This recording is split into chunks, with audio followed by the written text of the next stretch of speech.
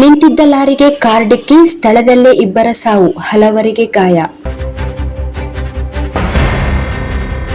ಪಟ್ಟಣದ ರಾಯಚೂರು ಸಿಂಧನೂರು ರಸ್ತೆಯಲ್ಲಿನ ಸೂರ್ಯ function hall ಹತ್ತಿರ ಗುರುವಾರ ಮಧ್ಯಾಹ್ನ ನಡೆದ ರಸ್ತೆ ಅಪಘಾತದಲ್ಲಿ ಕಾರಿನಲ್ಲಿದ್ದ ಹುನಗುಂದ ತಾಲೂಕಿನ ಸೂಳೆಬಾವಿ ಗ್ರಾಮಕ್ಕೆ ಸೇರಿದ ಇಬ್ಬರು ಸ್ಥಳದಲ್ಲಿಯೇ ಮೃತಪಟ್ಟ ಘಟನೆ ನಡೆದಿದ್ದು, ಗಾಯಾಳುಗಳನ್ನು ಸರ್ಕಾರಿ ಆಸ್ಪತ್ರೆಗೆ ದಾಖಲಿಸಿ ಚಿಕಿತ್ಸೆ ನೀಡಲಾಗುತ್ತಿದೆ.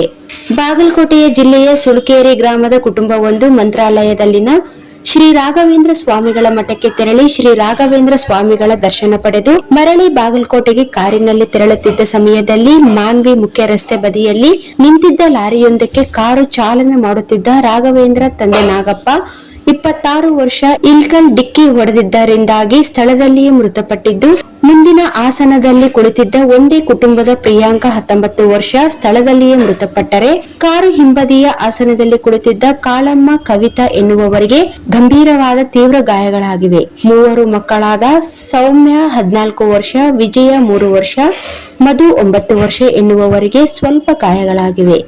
ಸ್ಥಳಕ್ಕೆ ಆಗಮಿಸಿದ ಮಾನ್ವಿ ಪೊಲೀಸ್ ಠಾಣೆಯ ಪಿಐ ಸೋಮಶೇಖರ್ ಎಸ್ ಕೆಂಚಾರೆಡ್ಡಿ ಗಾಯಾಳುಗಳನ್ನು ಚಿಕಿತ್ಸೆಗಾಗಿ ಕೂಡಲೇ ಆಸ್ಪತ್ರೆಗೆ ಕಳುಹಿಸಿ ಹೆಚ್ಚಿನ ತನಿಖೆ ಕೈಗೊಂಡಿದ್ದಾರೆ.